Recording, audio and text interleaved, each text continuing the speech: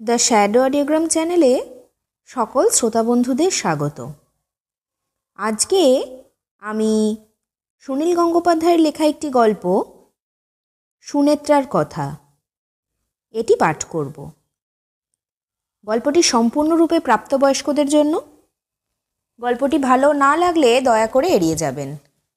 অযথা ভুল মন্তব্য করে বিব্রত করবেন না। আর গল্পটি ভালো লাগলে অতি অবশ্যই আমাদের চ্যানেল দ্য শ্যাডো অডিওগ্রামকে সাবস্ক্রাইব করে আমাদের পাশে থাকবেন। তাহলে শুরু হচ্ছে আজকে আমাদের গল্প সুনেত্রার কথা। পিন্টু আর আমি যমজ ভাই বোন। আমার জন্মের ঠিক 7 মিনিট পরে পিন্টু হয়েছিল। সেই হিসাবে আমি পিন্টুর বড়, কিন্তু কখনো ও আমাকে দিদি বলে না।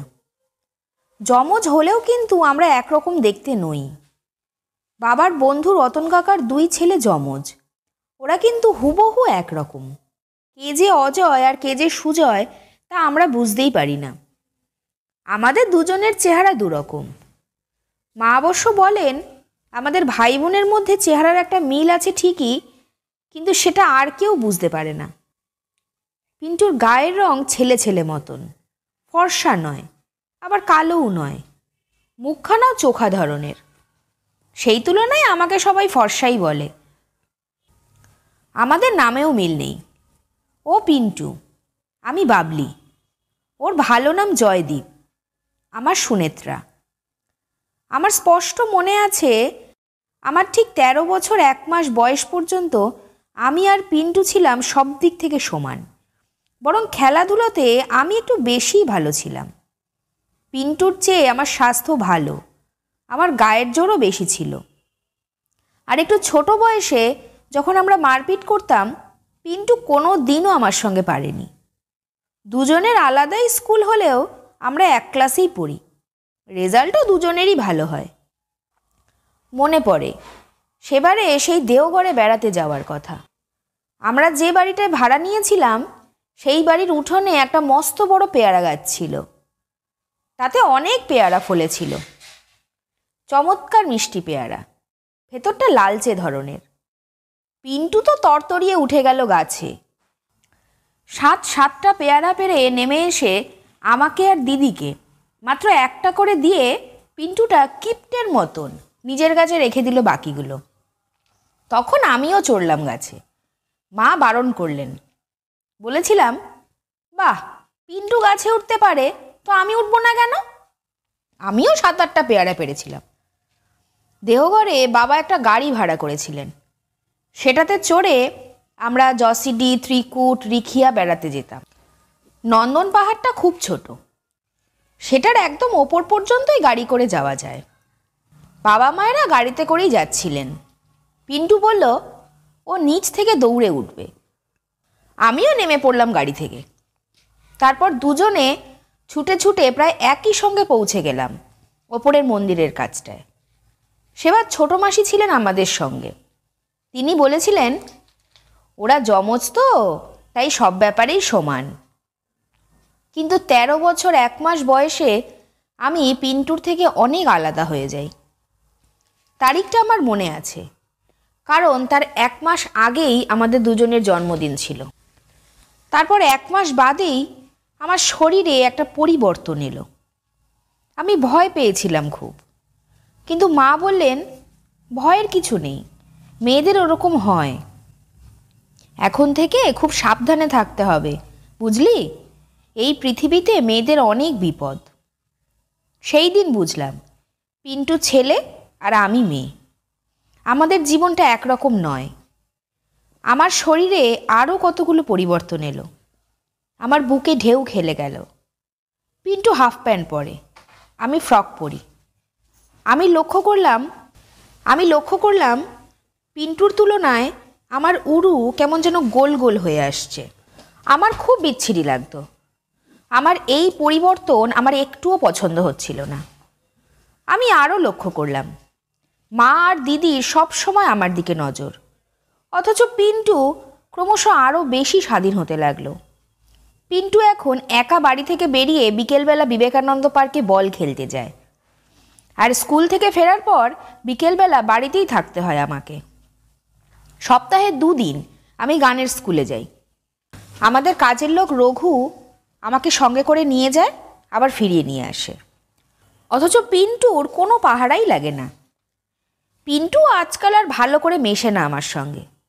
আগে দুজনে কত গল্প হতো, এখন বাড়িতে থাকলেই ও মুখের সামনে গল্পের বই নিয়ে বসে থাকে, আর একটু ফাঁক পেলেই বন্ধুদের কাছে ছুটে চলে যায়। ছোট মাসি, আমার এক পিস্তুত দাদা বৌদি, প্রায় আমাদের বাড়িতে বেড়াতে আসেন। তারা জিজ্ঞেস করেন, পিন্টু কোথায়? পিন্টুকে তো আজকাল দেখতেই পাই না। তারপর নিজেরাই উত্তর দেন, ওই বয়সের ছেলে, ওকে কি এখন আর বাড়িতে ধরে রাখা যায়? কিন্তু আমারও তো ওই একই বয়স, তবে আমায় কেন ওদের সামনে বসে থাকতে হবে? 14 বছরে পা দিয়ে ক্লাস 9-এর পরীক্ষায় পিন্টু আমার চেয়ে অনেক ভালো রেজাল্ট করলো। পিন্টু 2nd হয়েছে, আর আমাদের ক্লাসে আমার পজিশন হলো 17th। খুব কেঁদেছিলাম সেদিন। আমি কি পিন্টুর চেয়ে পড়াশোনাতেও খারাপ? সব দোষ ওই মাস্টারমশাই আর চন্দনদার। মাস্টারমশাই বেশ বয়স্ক লোক, প্রায় 40-45 বছর বয়স।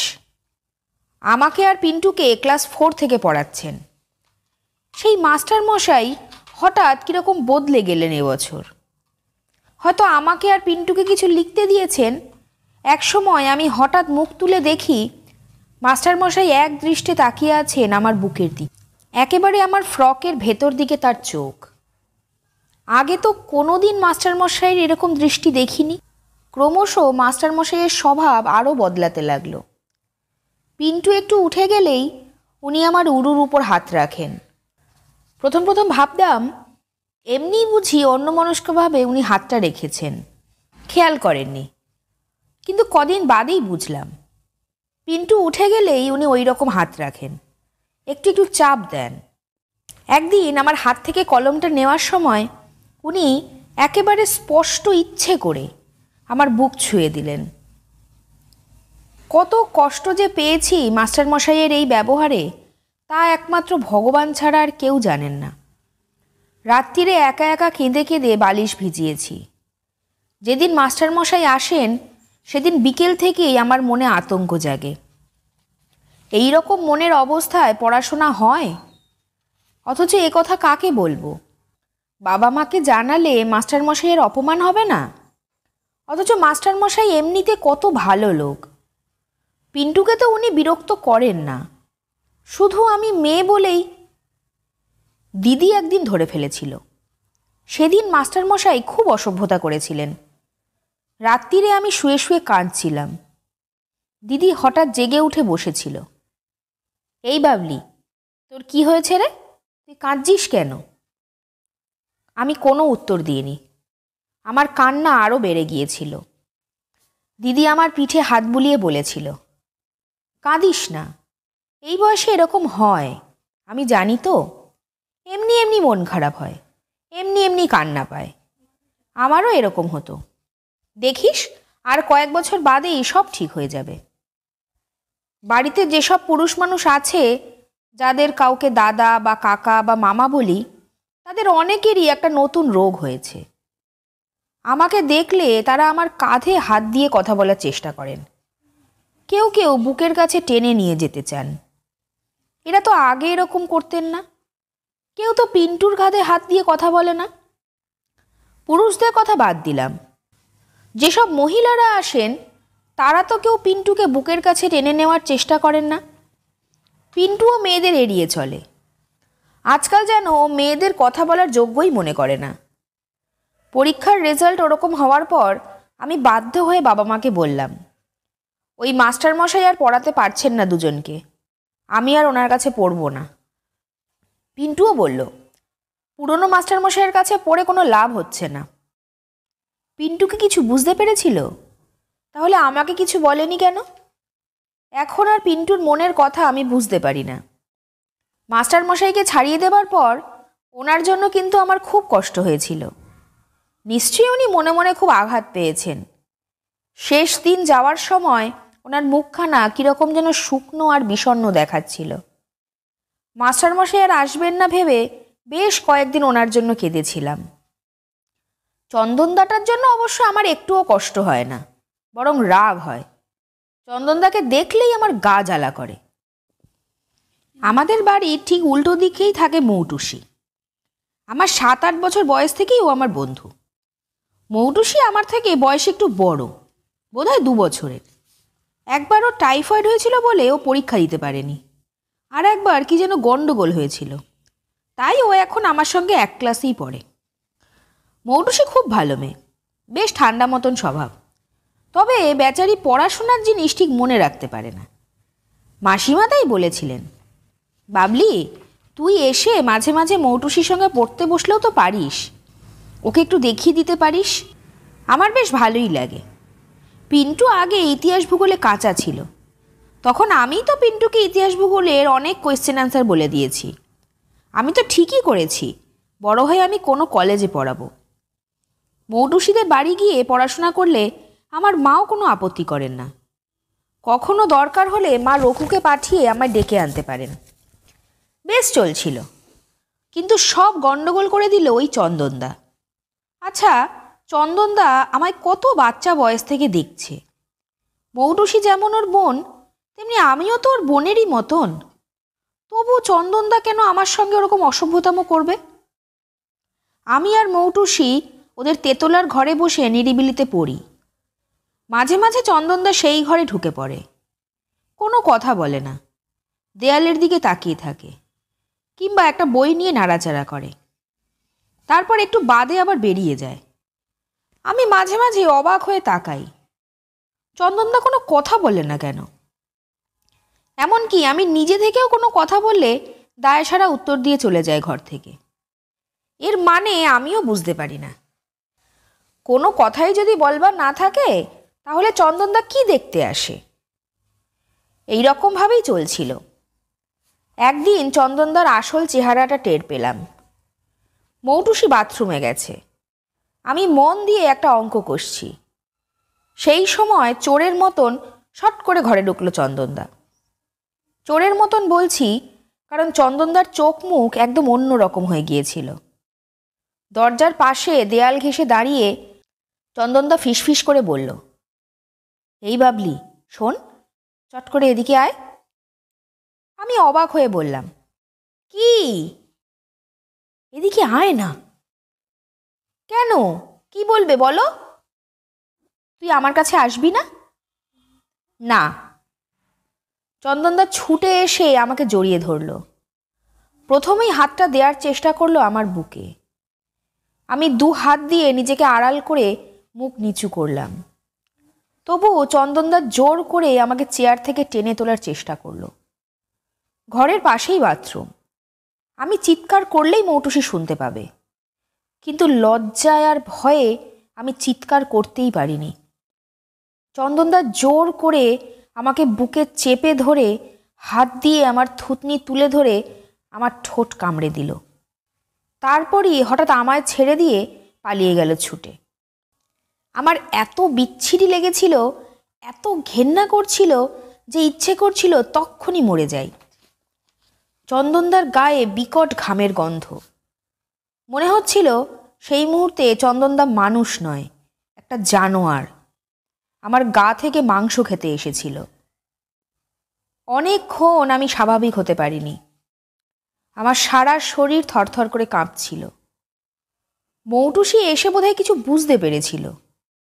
ও জিজ্ঞেস করলো, তোর কি হয়েছে রে বাবলি? মৌটুসিকে আমি বলতে পারিনি। বলেছিলাম, কিছু না।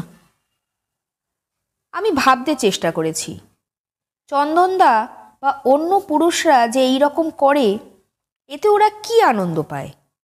এই যে হঠাৎ একটু উড়ুতে হাত রাখা, কিংবা বুক ছোঁয়া, কিংবা ঠোঁট কামড়ানো, এর মধ্যে কি সুখ আছে?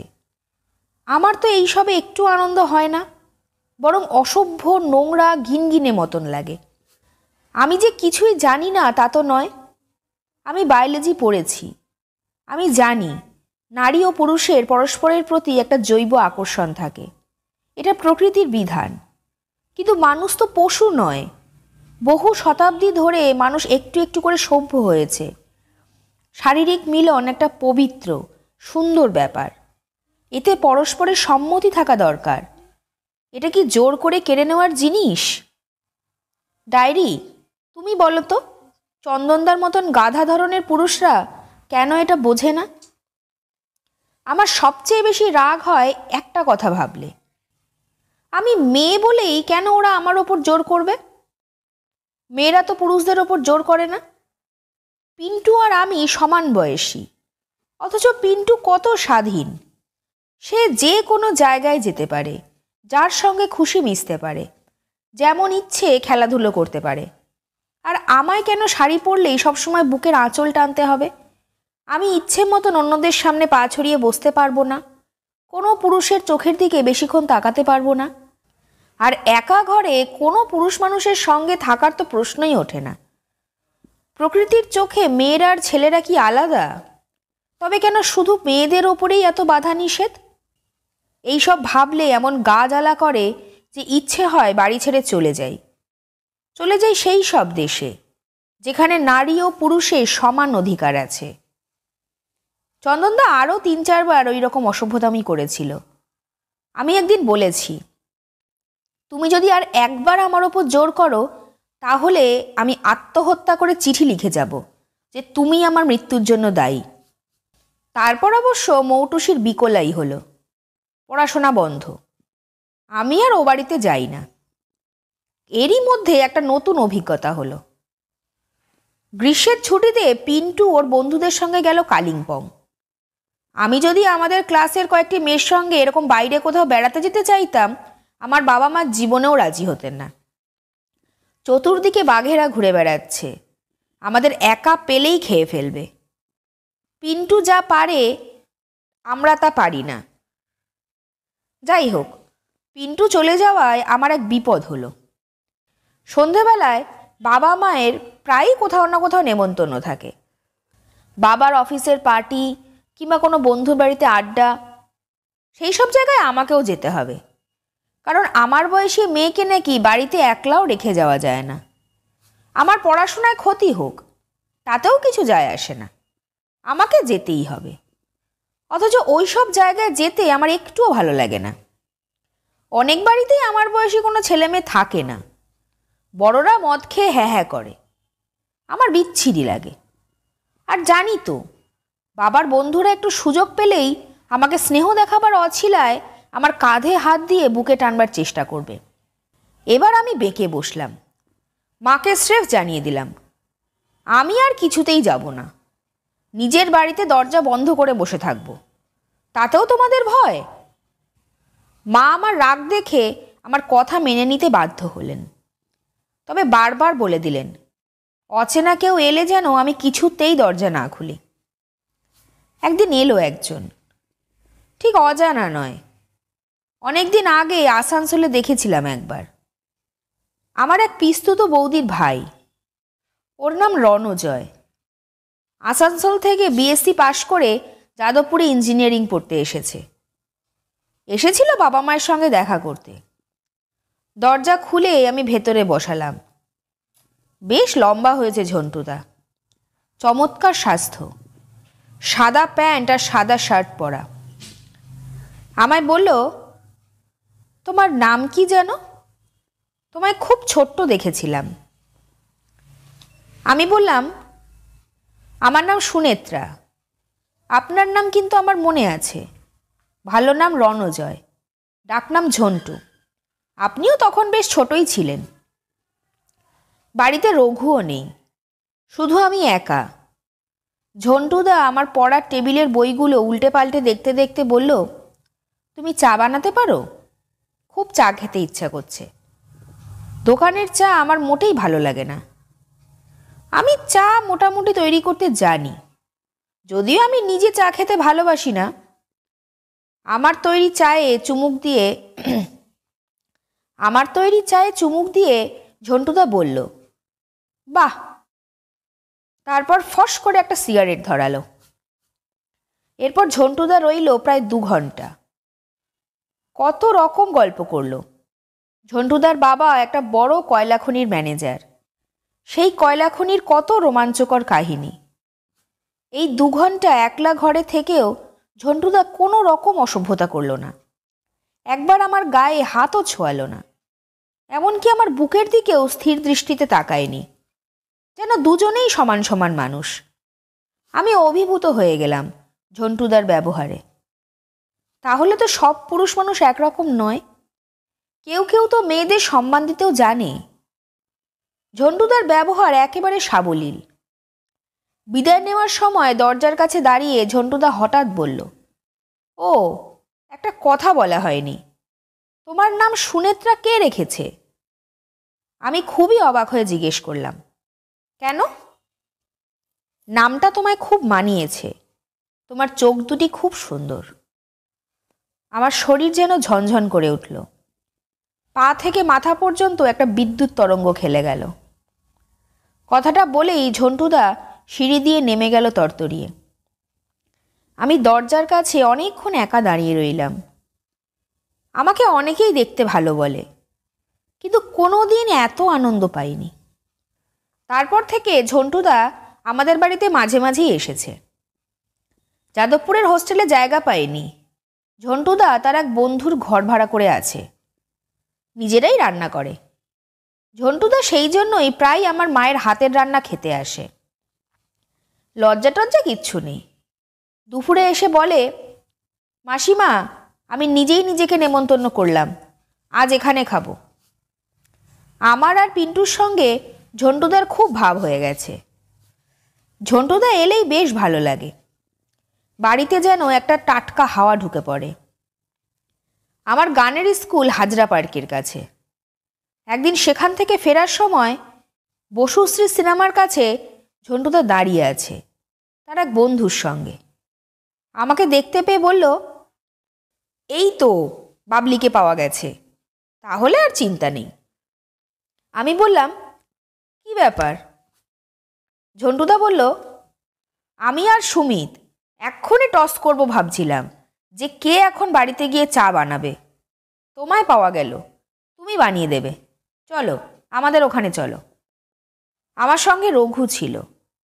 ঝন্টুদা তাকে বলল, তুমি যাও, বাড়িতে গিয়ে বলে দিও আমি একটু বাদে ওকে পৌঁছে দেব। ঝন্টুদারা অদ্ভুত জায়গায় থাকে। যোগুবাবুর বাজারের ওপর একটা ঘর।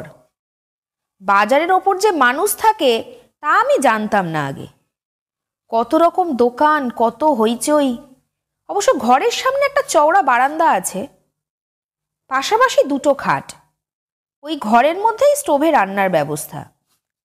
শুনলাম ওরা দিনের পর দিন শুধু ডাল ভাত, আলু সিদ্ধ, ডিম সিদ্ধ খায়।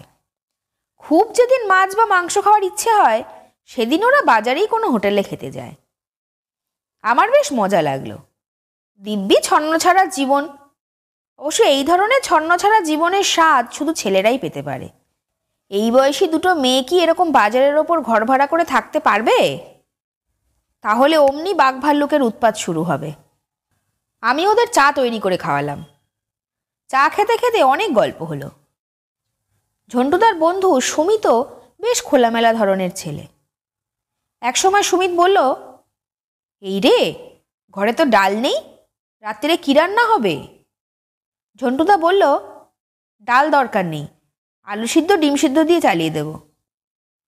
শুকনো শুকনো ভাত আমি খেতে পারি না, তোরা বস, আমি একটু ডাল কিনে নিয়ে আসি। ঝট করে সে বেরিয়ে গেল। যাওয়ার সময় বাইরে থেকে দরজাটা বন্ধ করে দিয়ে গেল টেনে। তারপর বেশ কিছুক্ষণ চুপচাপ। ঝন্টুদা এক দৃষ্টিতে তাকিয়ে রইল আমার দিকে। ঝন্টুদা তো আগে কখনো কথা না বলে এরকমভাবে তাকিয়ে থাকেনি। আমার খুব অস্বস্তি লাগছে, শরীরটা শিরশির করছে। একটু বাদে আমি উঠে দাঁড়িয়ে বললাম, এবার আমি যাই। ঝন্টুদা বলল, আর একটু বসো, আমি তোমায় পৌঁছে দেব। পৌঁছে দিতে হবে না, আমি নিজেই যেতে পারবো। শোনো বাবলি। কি? ঝন্টুদা উঠে দাঁড়িয়ে আমার দিকে এগিয়ে আস্তে আস্তে বলল, তোমাকে একটা কথা বলবো। এ কি? ঝন্টুদার গলার আওয়াজটা চন্দনদার মতন হয়ে গেল কি করে? অবিকল সেই রকম শোনাচ্ছে। আমি ভয় পেয়ে গেলাম। তবু জোর করে মুখে হাসি ফুটিয়ে বললাম, কি কথা?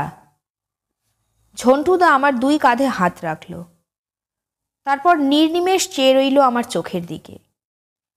আমি নিজেকে ছাড়িয়ে নেওয়ার চেষ্টা করে বললাম, কি কথা বললেন না তো? সে কথা তোমাকে পরে বলবো, তার আগে তোমায় একটু আদর করি বলেই এক ঝটকায় আমায় বুকে টেনে নিয়ে ঝন্টুদা পাগলের মতন আমার ঠোঁট খুঁজতে লাগলো। আমার সমস্ত হৃদয় যেন আর্তনাদ করে উঠল। ছি ছি ঝন্টুদা, শেষ পর্যন্ত তুমিও! তোমাকে আমি কত সম্মানের আসনে বসিয়েছিলাম, তুমিও অন্যদের মতন হয়ে গেলে? তুমি আমার স্বপ্ন ভেঙে দিলে।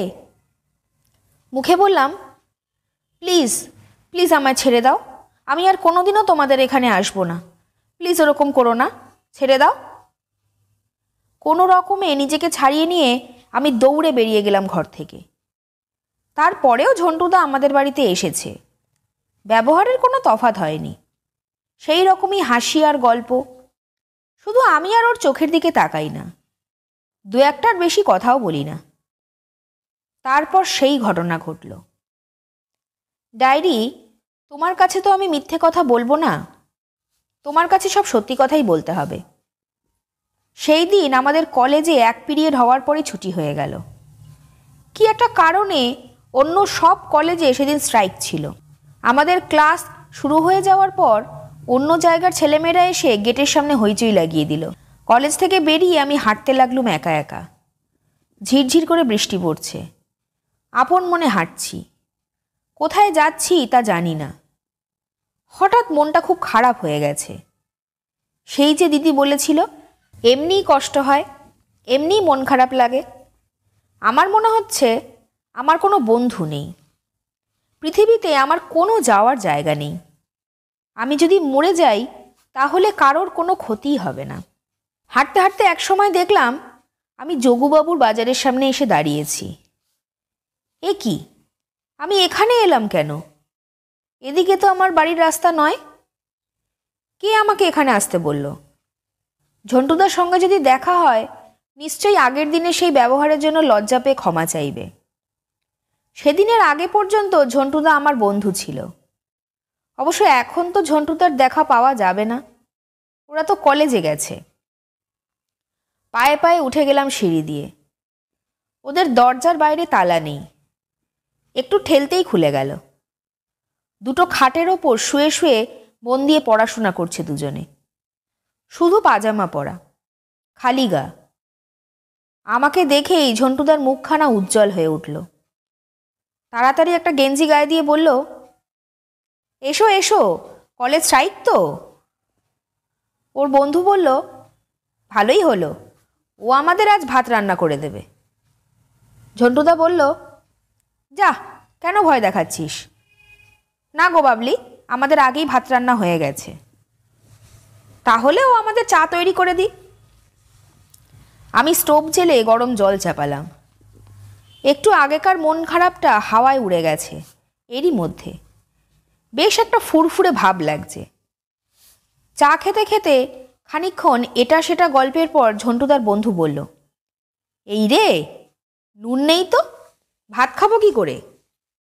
ঝন্টুদা বলল, ওই যা আছে তাতেই চলে যাবে। যা, কাল রাত্রিরেই সব নুন ফুরিয়ে গেল, মনে নেই? নুন ছাড়া কি ভাত খাওয়া যায়? দাঁড়া, এক্ষুনি আমি নুন কিনে আনছি। ঝট করে গায়ে একটা জামা গলিয়ে সে বেরিয়ে গেল, দরজাটা টেনে দিয়ে। কথাগুলো আমার চেনা চেনা লাগলো। আগের দিনও ডাল ফুরিয়ে গিয়েছিল। এদের ঘরে কোনো মেয়ে এলেই এদের একজন কোনো একটা জিনিস আনবার ছুতো করে বেরিয়ে যায়। আমি এত ছেলে মানুষ নই যে এটা বুঝবো না। ঝন্টুদা সেই রকম দৃষ্টিতে তাকিয়ে আছে আমার দিকে। ভালোই হয়েছে, ওর বন্ধু চলে গেছে। ঝন্টুদার সঙ্গে আমি একা একা কথা বলতে চাই। আমি তীর্যকভাবে জিজ্ঞেস করলাম, তোমাদের ঘরে এখনো অনেকটা নুন আছে, তাই না? উত্তর না দিয়ে ঝন্টুদা অদ্ভুতভাবে হাসল। আমি উঠে দাঁড়িয়ে কড়া গলায় বললাম, ঝন্টুদা, তুমি সেদিন আমার সঙ্গে যেই ব্যবহারটা করেছিলে। আমাকে থামিয়ে দিয়েই ঝন্টুদা বলল, বাবলি, তোমাকে দেখলেই আমার কষ্ট হয়। আমি অবাক হয়ে বললাম, কষ্ট? হ্যাঁ বাবলি, ভীষণ কষ্ট হয়। তুমি এত সুন্দর, তোমাকে আমার এত ভালো লাগে যে তোমাকে দেখলেই। ঝন্টুদা উঠে এসে জড়িয়ে ধরলো আমাকে। ছাড়ো ছাড়ো প্লিজ, ওরকম করো না। আগে আমার একটা কথা শোনো। এখন কোনো কথা নয়, সব পরে শুনবো। ঝন্টুদার আলিঙ্গনের মধ্যে আমি ছটফট করতে লাগলাম। আমি নিজেকে ছাড়িয়ে নিতে পারছি না। আমার বুকে, মুখে, হাতে যেন আগুনের আঁচ। নিজেকে বারবার ধিক্কার দিতে ইচ্ছে করলো আমাকে। আমি নিজেই তো এসেছি এখানে। কেন এসেছি? আমি কি জানতাম না যে এরকম আবার হতে পারে? কেন আমি ঝন্টুদার কাছ থেকে জোর করে নিজেকে ছাড়িয়ে নিতে পারছি না? সেই মুহূর্তে আমি প্রতিজ্ঞা করলাম, আমি আর কোনো দিন কোনো পুরুষের বন্ধুত্ব চাইব না। ওরা যদি এসে আমার গায়ে পড়ে, কাতর গলায় ভালোবাসার কথা জানায়, তাহলে ওদের কখনো কখনো একটু দয়া করতে পারি। বেশি না, একটুখানি। কোনো পুরুষ কোনো দিনই আমার মনের সঠিক সন্ধান জানতে পারবে না। এই ওদের শাস্তি। শুনছিলেন সুনীল গঙ্গোপাধ্যায়ের লেখা গল্প সুনেত্রার কথা। গল্পটি ভালো লাগলে অতি অবশ্যই আমাদের চ্যানেল দ্য শ্যাডো অডিওগ্রামকে সাবস্ক্রাইব করে আমাদের পাশে থাকবেন। আপনাদের জানা কোনো গল্প বা অভিজ্ঞতার কথা ডেসক্রিপশন বক্সে থাকা মেল আইডিতে পাঠাতে পারেন। আমরা সেই গল্প পাঠ করব আমাদের চ্যানেলে। সুস্থ থাকবেন, ভালো থাকবেন। নমস্কার।